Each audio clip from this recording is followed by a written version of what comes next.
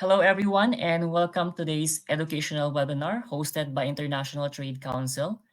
My name is Ron Nolasco, and I'm delighted to be your moderator for today's session. Before we start our discussion, let's take care of some quick housekeeping matters. Firstly, can everyone hear me clearly? If you can, type yes in the chat box. From anyone on the audience? Okay, perfect. Thank you. Thank you for confirming. Now let's ensure that everyone can see the presentation slides. If you're experiencing any issues with our audio or visual, please let us know in the chat box and I will assist you promptly. So it seems that everything is running smoothly. Just a quick reminder for our attendees, if you have any questions during the presentation, please feel free to type them in the Q&A box located in the webinar interface. We will address as many questions as possible during the Q&A session following the presentation. Without any further ado, let's get started with today's educational session.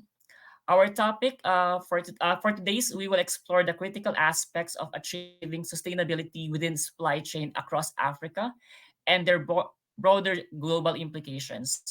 Our expert panel will discuss the challenges, opportunities, innovation, and future strategies needed to foster sustainable practices, focusing on economic, environmental, and social sustainability.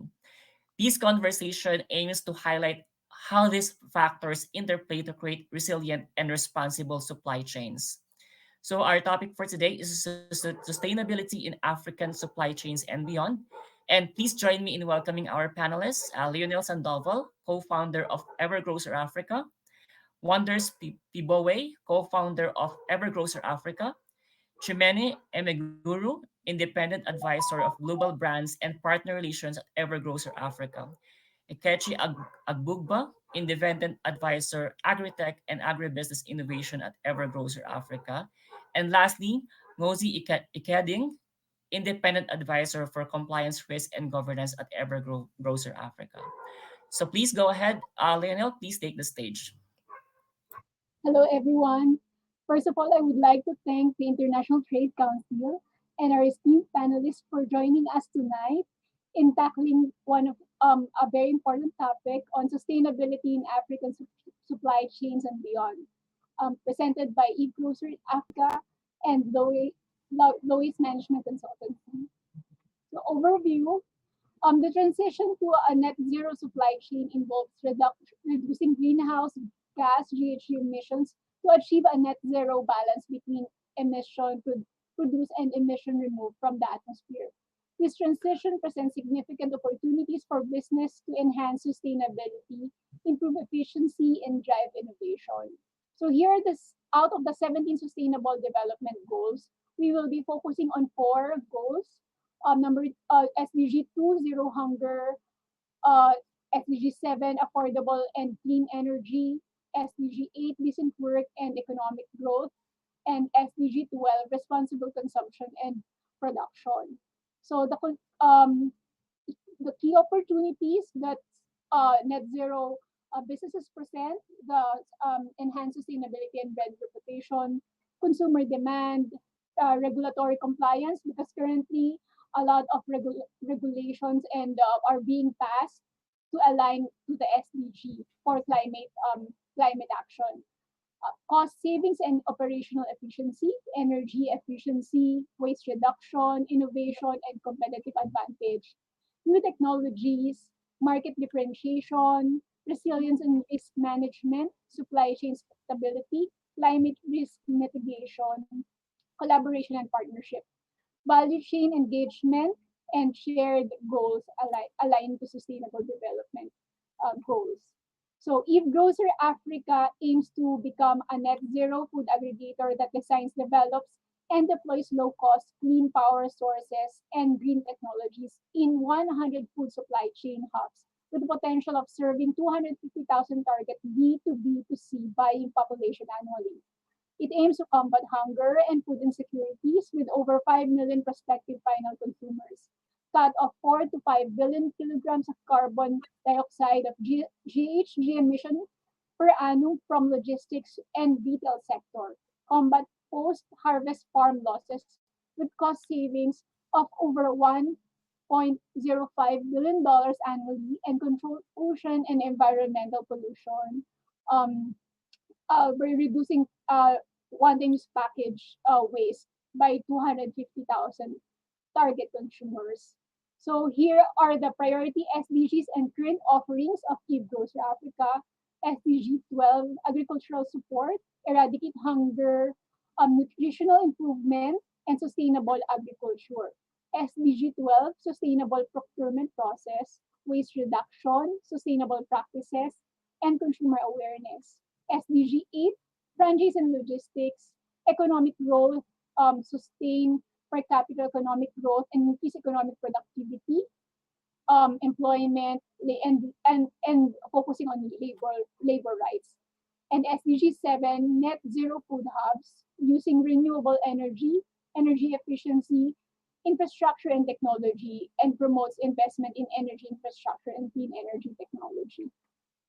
um, Measuring the progress, our key indicators are increase in food product lineup, increased recycling rate, increase in employment rate, decrease in GHG emission, and well, the activity project partnering with government and NGO, pilot sales, partner riders and merchant onboarding, amount of net zero hubs deployed, and the outcome, currently we have 180 already sustainable brand partners, um, and we have 18.5% recycling rate. Um, these are the action plan by Dr. Wonders Pibo Way in 2025. Its priority one is to create a greenhouse mixed farm and warehouse to fix food security gaps in Nigeria and key African emerging economies in early 2025.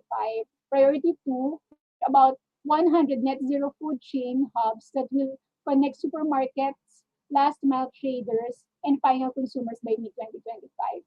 Priority three, partner with green mobility vehicle assemblies in the West African and Southern African trading bloc that runs on solar and CNG engines. Priority four, leverage in interstate logistics system backed with rail transport and deep sea ports that will cut half our trade emissions across Africa. Manage our supply chain, offices with solar power generators and satellite network channels that will cut half of our GHG emissions. So we have highlight one, dry supply, hatcheries and urban farms for refugee. Two, highlight two, sustainable packaging, reusable packaging, biodegradable packaging, and IoT. Highlight three, onboarding partners, sales agents, merchant partners, and franchise partners. And highlight four, net zero food hubs, electric vehicles, renewable energy, and generators. So we would like to thank again our team, Ibru's Africa team and advisory, um, uh, Dr. Wonders Kibowe, Mr. Chibuzi, Mr. Omo Pet. Call me Chimene or Chris. Chris for short. Chris Imagers. Mr. Thank you so much. So thank you so much. Please partner with us. Let's make sustainability the new normal.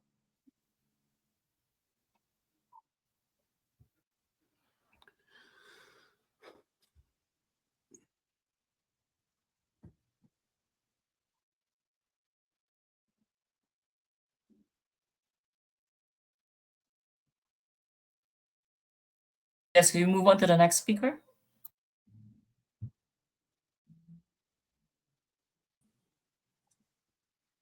Ngozi Ikadi, it's a pleasure to be here.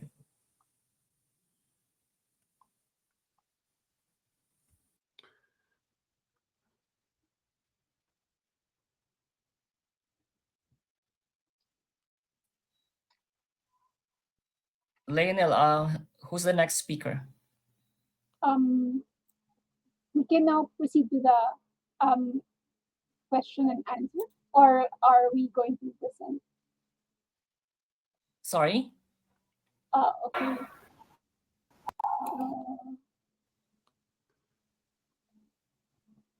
I think to proceed with the questions, I think. Yeah, you can proceed with your panel discussion. Yes, please. Are you expecting for a question already from the audience, or do you have a panel discussion for this?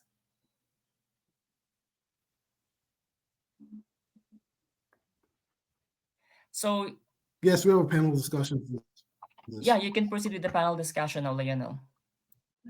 Yes, please. So, Lena, I guess you can ask the questions and the panel will answer.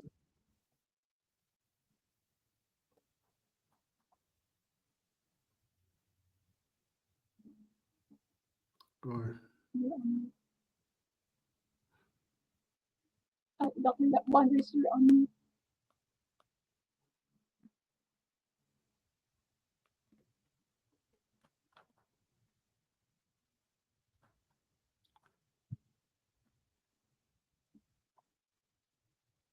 Dr. Wonders, you're muted.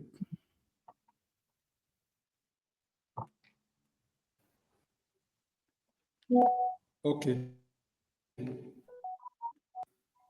So the first question is, how can businesses in Africa balance profitability with sustainable practices? So I will go first with that. Frankly, profitability is a short-term goal, mostly quarterly or yearly. But when we look at sustainability for businesses, we look at it more in the medium term, long term, mostly a 2-year plan, a 3-year plan, or sometimes a 10-year plan, where companies focus on transition planning, financing green projects, and sustainable reporting with various stakeholders, particularly investors.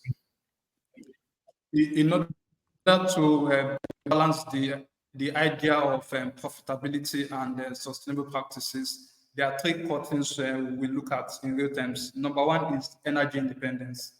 In Africa today, most businesses are challenged with higher tariffs in electricity, and in most cases, they are able to access the 10 hours to 15 hours uninterrupted power supply, which most of them require in their factories and other aspects of their supply chain. So when we look at energy independence, investors can look at that sector and actually help to upscale investments in the area of electricity transmission, in the area of electricity generation and distribution, so that manufacturers, traders, and service providers can actually be more energy independent. And with that, they will be able to, and with that, they will be able to achieve their profit margins while also um, um, adopting sustainability in their supply chain. So really, by ensuring energy independence, producers and traders can achieve energy savings of between 500 billion per annum, particularly when we look at a target supply chain of 100,000 traders in Nigeria, for example. So 100,000 traders in Nigeria can actually achieve cost savings of 500 billion to 700 billion per annum. Such costs would have been expended on use of petroleum and diesel fuels to power their vehicles, to power their factories, to power all aspects of their supply chain. But by achieving energy independence, they're actually able to cut costs and also do business in a sustainable way. Another issue that is of concern is the issue of inflation and interest rates. These two economic indicators are like double-edged swords, and they actually steer the profitability of companies in today's decarbonizing world. In most African economies, they battle with rising inflation, particularly consumer inflation, and this not only erodes the purchasing power of households, but also wipes out stakeholder values. And also where we have companies that borrow capital in foreign currencies. Inflation could also worsen their capacity to actually repay back those loans, and it might lead them into the risk of debt distress and also affect their credit ratings. So basically, what economists can do is to moderate inflation rates and interest rates so that companies can actually do business profitably on the one hand and also pursue their decarbonization plans, whether it is in the area of use of renewable energy or whether it is in the area of sustainable procurements and so on and so forth. And one last okay, so I think those are the three core areas we actually look at in terms of balancing profitability and sustainable practices. Another area we'll be looking at is the economic benefits of adopting sustainable supply chain practices in Africa. There are three benefits that we actually look at. Number one is investor trust and loyalty.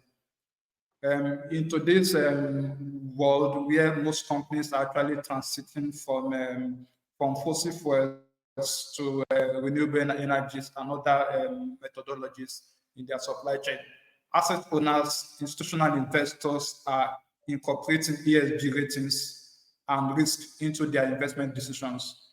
So they are able to favor more companies that actually have sustainability plans, policies, and are also ready to report and disclose on those climate risks within the next 2 or 3 years, starting from 2025 or 2026, as the case may be. So by bridging the gaps of transparency, reliability, and consistency of sustainability data, companies can have more access to capital. They can also unlock market entries in various parts of Africa, and also be globally competitive in their various sectors. Another benefit is being able to control emissions. Being able to control emissions, companies can now set targets on how far they are going to control emissions in their supply chain. And really, there are a lot of opportunities to look at, whether it is the manufacturing, construction, or the petroleum supply chain. Most petroleum corporations, development finance institutions, and even private sector finance providers are divesting interests from fossil fuel power supply chains. And the reason for that is because of the climate transition ambitions that most of them are set for their organizations internationally. And in doing so, African organizations are also to in that line, and those that lead responsibly in these sectors can actually tap into such investments, such multi-dimensional stakeholder partnerships with these institutions that actually help to power investments in the area of renewable energies, in the area of sustainable supply chains, the trade, and the marketplace. Another benefit that companies can also achieve is being able to avoid climate losses and damages within their ecosystem. So in most cases where companies do not adopt sustainability in their supply chains, they expose their communities, they expose their states and their countries to a whole lot of climate-related emergencies, most of which could be landslides in particular community or in a particular city, damage to properties during wildfires, during flash floods, loss of human lives, loss of farmlands, saltwater pollution, and a whole lot of climate-related emergencies. So by adopting sustainability, one of the economic benefits is that companies and governments can actually avoid some of these climate-related losses and damages that affect the entire ecosystem.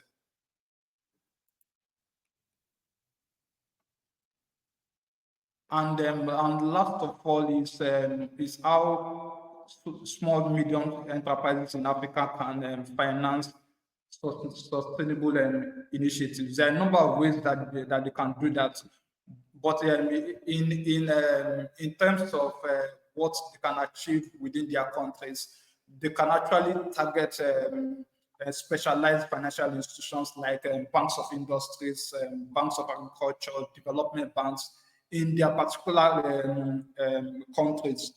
Those banks provide specialized financial credits and guarantee schemes that help to back sustainability initiatives, whether it is in the area of manufacturing, trade, and other services. Across Africa, we have regional development and finance institutions that also back most of these small and medium scale enterprises at scale. Some of their facilities cover as much as 30,000 to 50,000 small, medium scale enterprises on an annual basis. One of them, the African Development Bank Affirmative Finance Action for Women in Africa, which targets female entrepreneurs across Africa. The initiative was launched in 2016 in Lusaka, Zambia, and it has bridged a total capacity of $40 billion within the period of 7 to 8 years. The second initiative is the Youth Entrepreneurship Investment Bank, which is led by the African Development Bank. It was launched in 2022 in Accra, Ghana, and it is set to target 13 African nations, starting with Liberia, Nigeria, and most other African emerging economies. This initiative is going to target about 500,000 youth-led businesses within the space of 10 to 20 years. We have other initiatives like the Sustainable Energy Fund for Africa by the African Development Bank, and we also have the African Energy Bank, which is targeting the petroleum and the energy sector across Africa. The African Energy Bank is an initiative were established by the African Petroleum Producers Organization and the African Export Import Bank, launched in 2024. So I will hand over to the next panelist on environmental sustainability issues.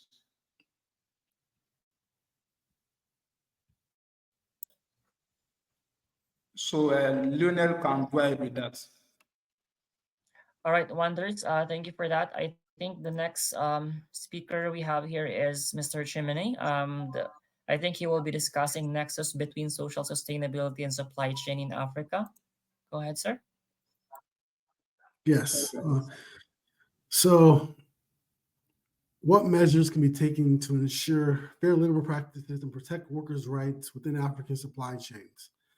The United Nations Global Compact gives a principle-based approach on what companies' value systems should be while advancing fair labor practices and protection of workers' rights.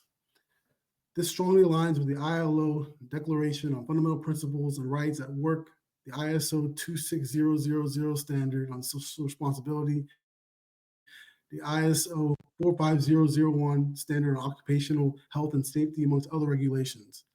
Businesses are now required by asset owners, contract providers, and regulators in Africa or internationally to develop and comply with in-house policies and plans on workers' welfare management, amongst others. Principle 3 of the UN Global Compact holds that businesses should uphold the freedom of association and the effective recognition of the right to collective bargaining. Collective bargaining mechanisms such as trade unions can offer workers strong representation when negotiating wages and social benefits, including health insurance, third-party insurance, group life insurance, among other things. Principle 4 of the UN Global Compact holds that businesses should promote the elimination of all forms of forced and compulsory labor. While Principle 5 focuses on the effective abolition of child labor. Then Principle 6 focuses on elimination of discrimination in respect of employment and occupation. For example, in the food and retail sectors, there are risks of forced labor, child labor, and high fatality rates. By providing workers a fair wage, you improve their quality of life. By prohibiting child labor, the next generation can go to school early in its prime, qualify for decent and well-paid jobs, and live a life of fulfillment in his or her community.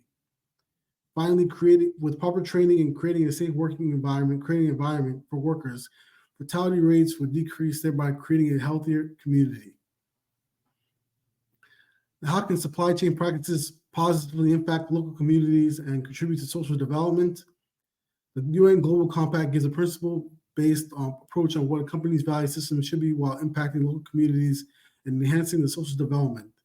This strongly aligns with the Universal Declaration of Human Rights, the United Nations Convention Against Corruption, amongst other global and national regulations. Businesses are now required by asset owners, contract providers, and regulators in Africa or internationally to develop, comply with in-house policies and plans on human rights protection, host community trusts, amongst other issues. Principle 1 of the UN Global Compact holds that businesses should support and respect the protection of internationally proclaimed human rights, while Principle 2 holds that businesses should make sure that they are not complicit in human rights abuses.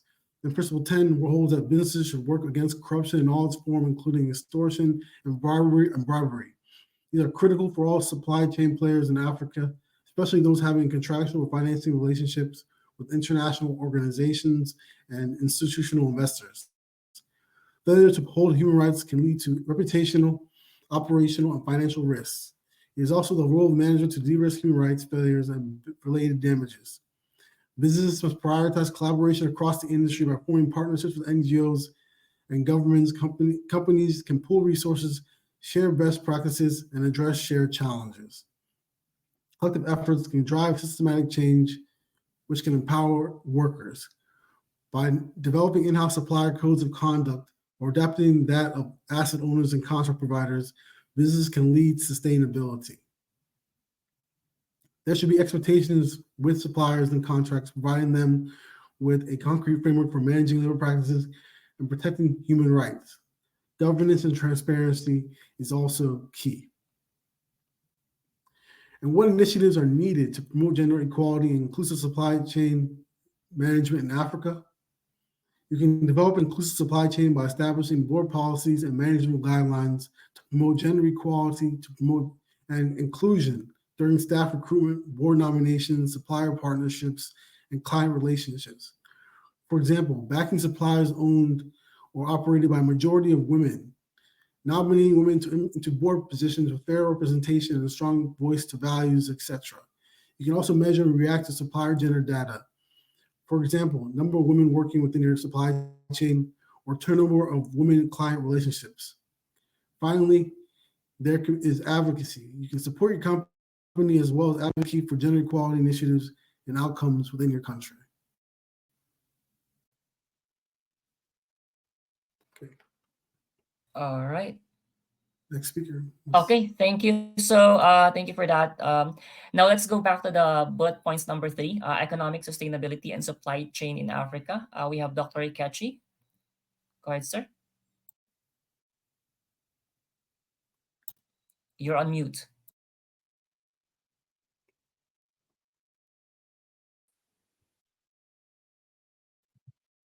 Hello, can you hear me? Yes, we can hear now loud and clear. You can have the stage now. Oh, okay.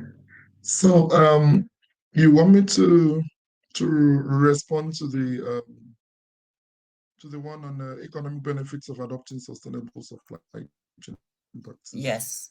Yes. Okay. Yes, thank you very much. Can I say that adopting sustainable supply chain practices is actually an opportunity to leverage numerous economic benefits, cost savings through reduced energy consumption, and of course, minimizing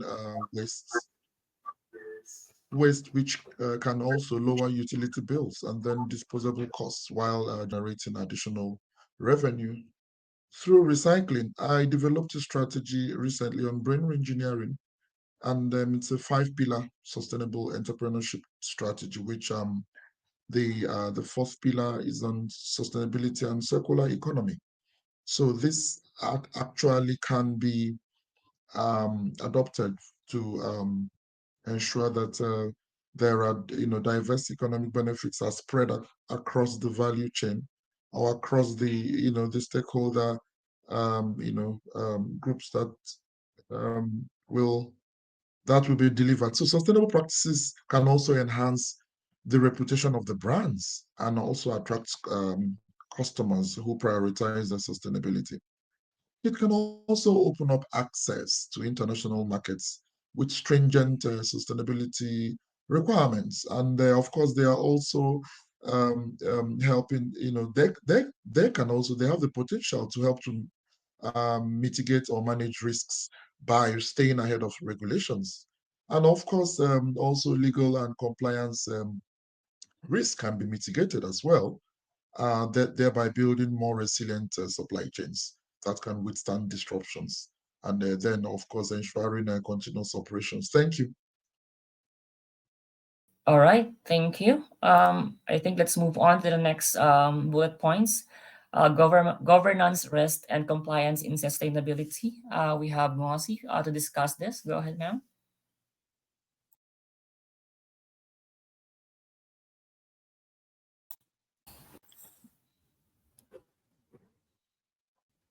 Okay, that should be Ngozi Kiadidi. Yes, you're on mute. Okay. Okay. Hi. Yes, thank you. So, for governance, we all will agree that governance has to do with corporate responsibility of organizations. And we can't talk about sustainable supply chain in Africa without making reference to governance and compliance. So, for governance and compliance, the impact on sustainability in the African supply chain, um, there's been a lot of debate, starting with challenges um, in driving regulatory compliance from regional policies to sustainable development goals to world policies. And two factors basically drive these challenges, which has to do with dealing with myriads of local regulations in Africa, where you have member states having disparate policies and there is no unification. So this hampers investment across the region. However, we believe that the AFCFTA, that is the African Finance Corporation Free Trade Act, will deliver some significant improvement on this. A harmonized regulatory pathway would significantly address this challenge.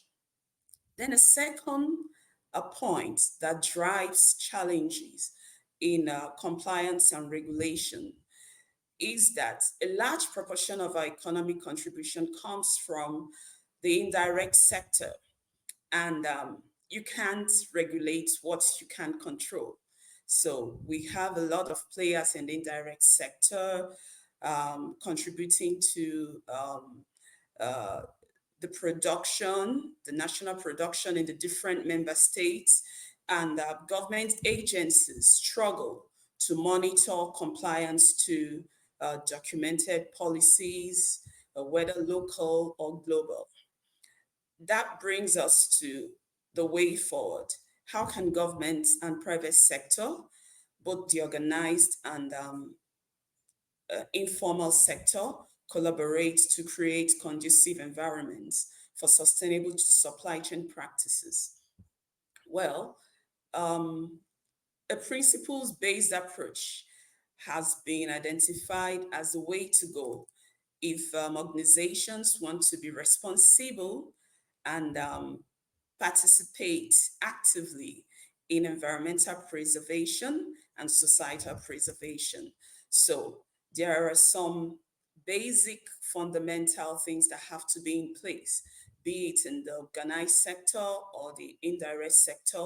We can start with um, enterprise risk management frameworks, right?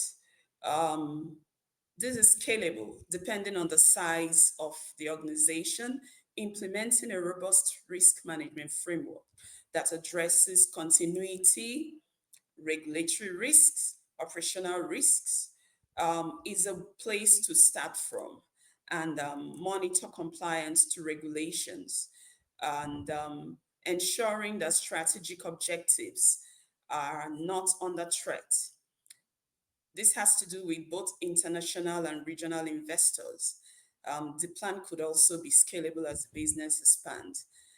Um, Carrying out regulatory audits regularly for businesses is another way to ensure that regulatory compliance is adhered to, compliance with some applicable relevant laws that drive sustainability in the supply chain, the quality management systems, that's ISO 9001, ISO 1401, which deals with environmental assessment, ISO 53001, which deals with UN sustainability goals, amongst others. These are some of the standards that any business that wants to score high points in sustainability should pay attention to. Also, is an opportunity for training and awareness amongst key stakeholders, vendors, staff, customers, create platforms for organizations, for your stakeholders to know what you stand for when it comes to sustainability goals. Continuous stakeholder engagement is key, paramount. If you document policies and your key stakeholders that contribute are not aware of it, you wouldn't make significant progress in driving your sustainability goals. And that's also for sustainability assurance, tracking, monitoring, and evaluating your ESG goals is a place or an approach that organizations are being advised to include in their governance practices, disclosures, reporting, engaging third party agencies that have been certified to help you provide assurance services on your ESG performance through sustained engagement at the board level, at the agency level. This would enhance transparency and improve stakeholder trust. Also, it could help in technology integration, where key dependencies for these sustainability goals and regulations are clearly stated. This will be considered in technology integration, for example, when it has to do with issues like data privacy for your various stakeholders. These are some of the regulations that businesses that want to be sustainable and want to drive practices according to the US Compact goals must have to endorse. This also drives a circular economy when you monitor your waste, when you monitor your carbon footprint, and targets are set, emphasizing waste reduction, resource efficiency, sustainable product design. And this will also drive global harmonization when practices are being aligned and monitored in line with the regulatory requirements. So there's also been some conversations around scalability of standards and compliance requirements, being that a lot of businesses are either classified as small enterprise or mid-scale enterprise. Well, there are clear rules and policies that guide how businesses who intend to be sustainable should carry out their operations. We have some regulations like World Trade Organization agreement that impact the flow of trade and include issues on trade facilitation, rules of origin, and amongst others. Also, I had mentioned earlier the African um, Free Trade Agreement. As we speak, about 47 members out of the 54 member states have ratified the agreement, although there's slow implementation. This we believe would help intra-trade in Africa and harmonize regulatory requirements from the different regions in Africa. For example, um, about 9 countries or thereabouts have been selected to um, harmonize their tariff schedule, although this has not witnessed significant improvement, but taking baby steps to ensure that this harmonization works and it will drive ease of trade in the region and expectations on regulations are clearly communicated to all parties. This also gives us opportunities for businesses in Africa to align more with sustainable practices in their supply chain end to end um, by ensuring that they are transparent as much as is expected with compliance with codes like anti-money laundering policy, terrorist financing, proliferation financing. There are activities regionally that drive this compliance. For example, some countries in Africa are members of the Finance Act task force, and unfortunately, some of them have been downgraded to the grey list, which means there are stricter expectations and stringent policies that ought to drive compliance to the anti-money laundering policies. Thank you. Thank you for that, ma'am. So, yeah, I think we're good with the bullet points for today's discussion, and we have few minutes for the Q&A. So, anyone from the group, anyone from the participants, if you have any questions, please feel free to type in your questions here in the Q&A tab or on the chat box, and our esteemed speakers will be answering your questions right after.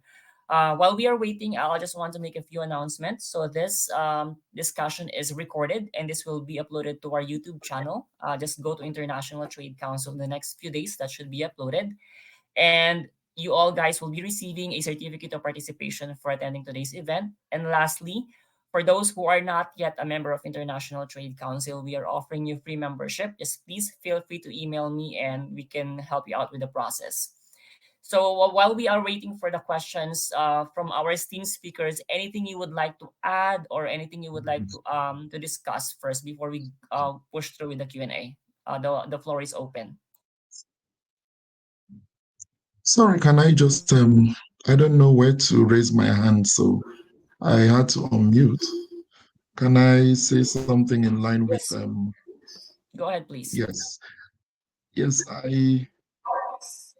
the previous speaker had touched on the strategy which I mentioned that I developed, which is brain reengineering concept and reimagination, which stands on 5 pillars. So quickly, can I mention that the pillars aligns with the SDG goals, the SDGs of agenda of the United Nations, and the first pillar touches on perception change, changing of the wrong, the wrong mindset. Sometimes it's not wrong. They are, the mindset of the people. For instance, young people who are supposed to be part of the food system of food chain. Yeah. So when they are, they are not part of it. That's what may be deterring them or what may be discouraging them could be, that mindset that is for poor people and all of that. So that's the first. Then the second aspect is on ideation and entrepreneurship, which is very important. It's very important in economic transformation.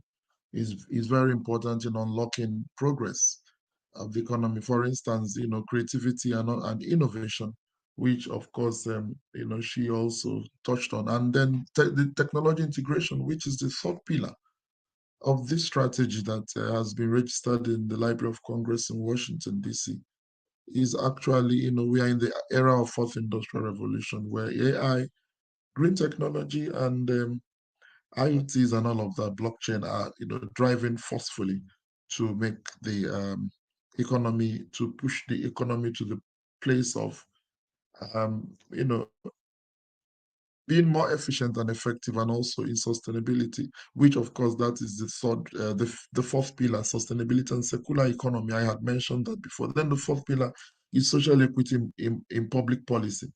So you asked a question about gender equality and inclusivity in supply chain management in Africa, and I wanted to talk about promoting gender equality, which of course, and inclusivity, which of course requires, that's gender sensitive policies, a clear and viable support program for women, and I had mentioned the young people, and also creating an inclusive work environment for them, implementing of such policies which aligns with the social equity thing I had mentioned in public policy.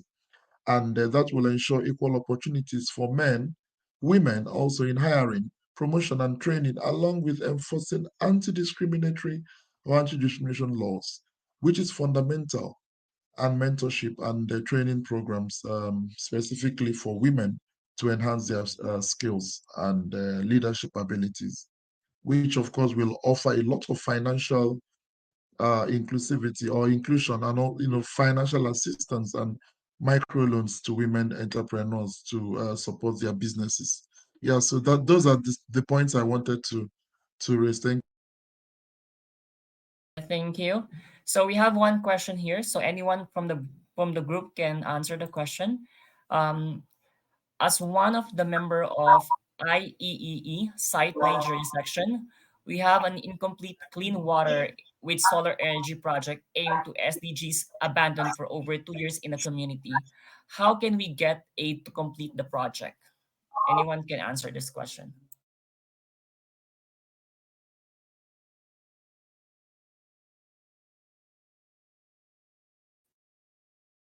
It's Anyone from the group? Yeah, can okay. I explore feel I'm speaking too much now. opportunities with the renewable Okay, sorry. energy. Hello, can you hear me? Okay. Most of the stakeholders in this particular area can explore opportunities with the Renewable Energy Agency of Nigeria.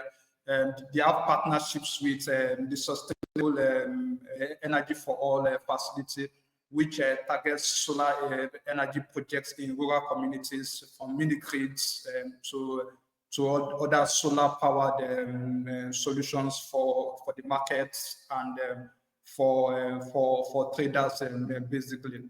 So I think they should explore those opportunities. They will be able to get financing, and they'll be able to get support from project developers in that space.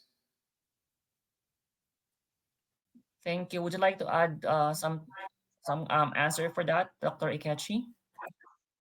Yes, sorry. I didn't know that I had interjected. So I just want to add to what Dr. Wonders has said.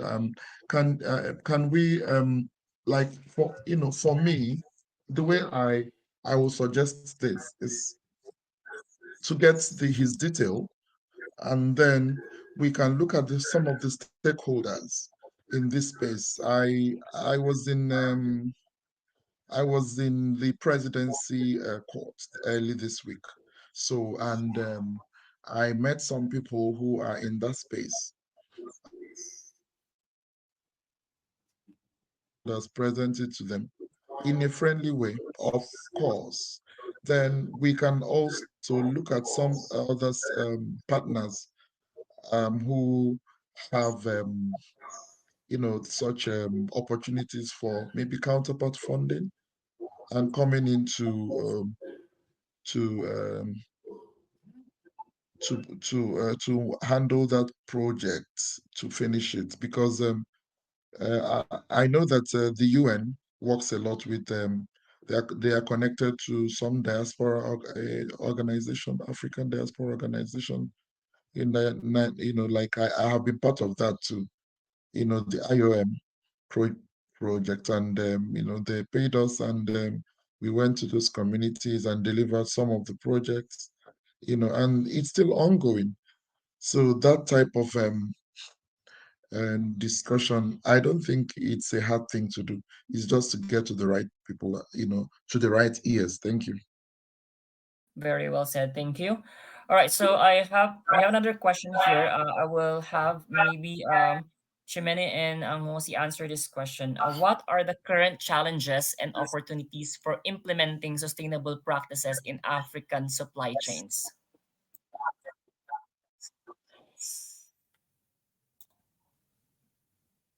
Chimene, you're on mute.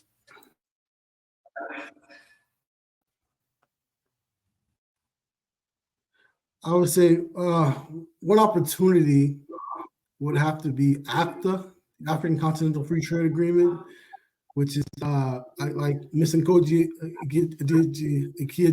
Ikedi said, has been ratified by 47 member countries and with 54 countries, with several countries remaining. And this agreement can fast track, can avoid supply chain disruptions in Africa, create better free flowing movement of goods and services, remove tariff barriers, and incorporate, bring about more inter-African trade, and so forth. The opportunity is absolutely tremendous, and this has the potential to bring about $3 trillion in GDP to Africa, and it can also lift about 30 million individuals out of poverty. So this is definitely an opportunity, and I believe that with if we can get everyone on board, and more discussions involved, more implementation involved, and this would be a great development for Africa. All right. Thank you. So we have one last question here before we end the session. What are some examples of effective policies that have promoted sustainability in other regions and could be adapted for Africa? Maybe anyone from the group can answer this. Again, I'll repeat the question. What are some examples of effective policies that have promoted sustainability in other regions and could be adapted to Africa, for Africa?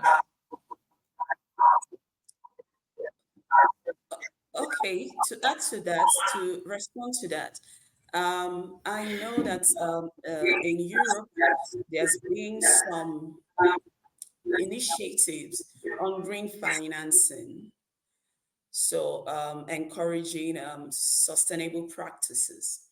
So similarly, for example, in Nigeria, there's a policy on green financing that the Bank of Industry has adopted or adopted for organizations who meet up with the sustainable practices as itemized on the conditions for green financing. Um, Another example for practices in Africa that drive policies, that drive sustainability, um, that drives sustainability in Africa. Uh, in Kenya, a notable example include the carbon credits trading and benefit sharing bill is on climate change. So this is a policy that the government is or has introduced and monitoring to ensure that the carbon footprint and the targets for Africa at least, there will be some improvement on that. Thank you. All right, thank you. So Okay, so a quick one.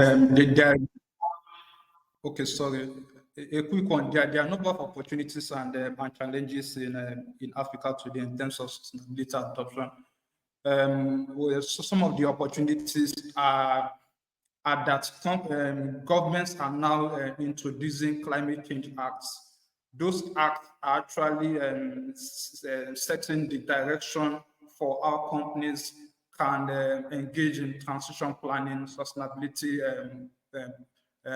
strategies, and reporting in general.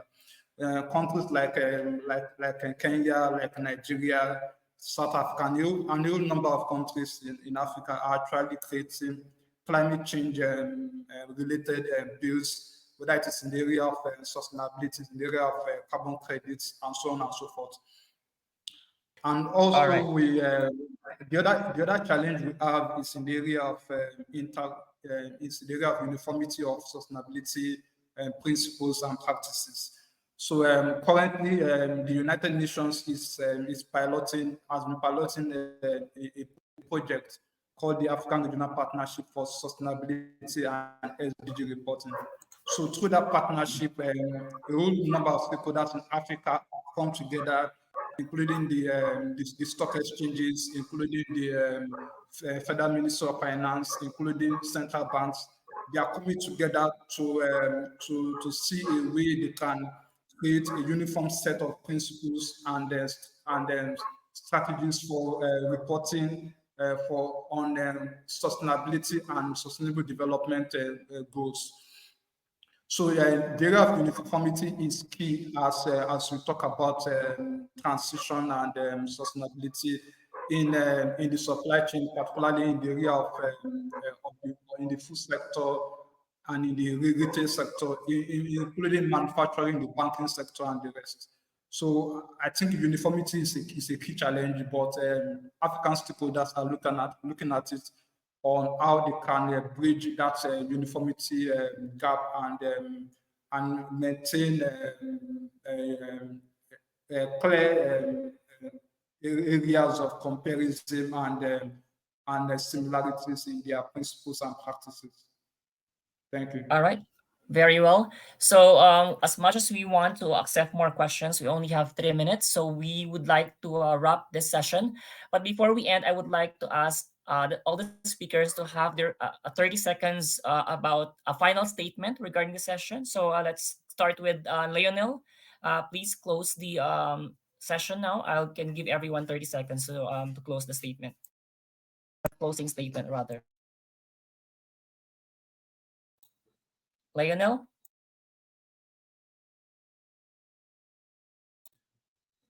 We can't hear you. Let's go back to her. Let's have Chimene first. Chimene?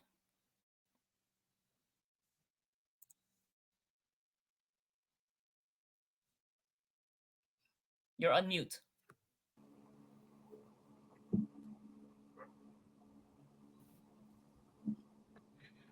I said, okay, it was great to be here, speak with my colleagues, the panelists. Thank you, Ron, for moderating this wonderful, important discussion on African sustainability, African supply chains, and sustainability within Africa. And hopefully, we can get more discussions like this going. It's very important, So, thank you. You're welcome. Ms. Ngozi Ikeyade? Thank you for the opportunity, and we look forward to future collaborations on driving sustainability in Africa. Absolutely. Thank you, Wonders. It's your time.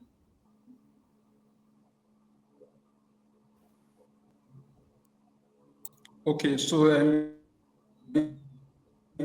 it has been a great pleasure sharing our experience with you on sustainability in African supply chain.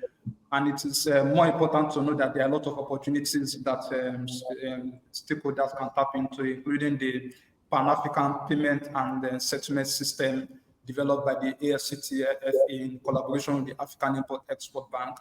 And the other opportunities that can also be explored in terms of the Youth Investment and Entrepreneurship Bank established by the African Development Bank across various economies. So All the right. opportunities are abounding in this sector. Yes.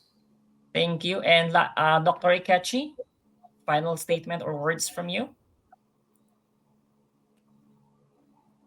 Dr. Ikechi, you're on mute. Yes, Okay, thank go you. ahead. I think I have few words to say, and I just want to thank you for your excellent moderation and for what you guys are doing. Then, of course, we must have to look at public-private people's partnership.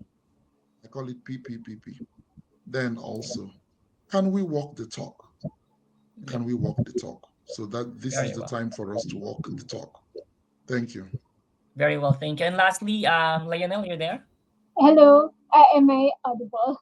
Yes. Thank you so much, the International Trade Council, for having us again, for having us here, and to our as esteemed panelists. Thank you so much for your time and expertise, sharing your expertise to everyone, and looking forward for a more sustainable future, sustainable supply chain in Africa and beyond. Thank you so much, everyone. Thank you so You're much. welcome. So, thank you for joining us for today's enlightening panel discussion on sustainability in African supply chains and beyond. On behalf of the International Trade Council, I extend our gratitude to our esteemed panelists for their invaluable insights into the challenges and opportunities in fostering sustainable practices. We also thank our audience for your active participation. We have discussed into the critical roles of that economic, environmental, and social sustainability play in creating resilient and responsible supply chain. We hope you leave with fresh perspective and actionable strategies to contribute to sustainability efforts in your own organization and beyond. Once again, thank you for your time and for your engagement and support, and we look forward to having more discussion in the future. You guys have a wonderful day. Thank you so much.